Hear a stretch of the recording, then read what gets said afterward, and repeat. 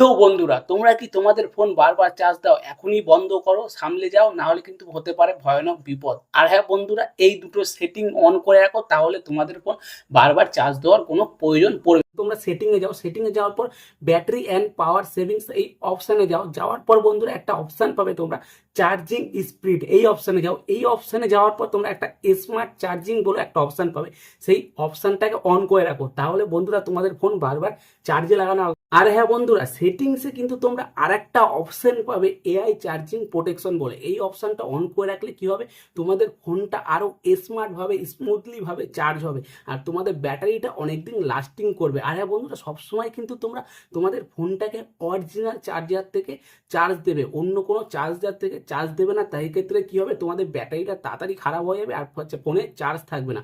আশা করি তোমাদের এই ইনফরমেশনটা ভালো লেগেছে। ভালো লাগলে আমাদের ফেসবুক পেজটা, ইউটিউব চ্যানেলটা প্লিজ সাবস্ক্রাইব করে দিয়ে আরও ভিডিওটা শেয়ার করে দাও, আরও লোকের কাছে জানকারিটা পৌঁছে দাও।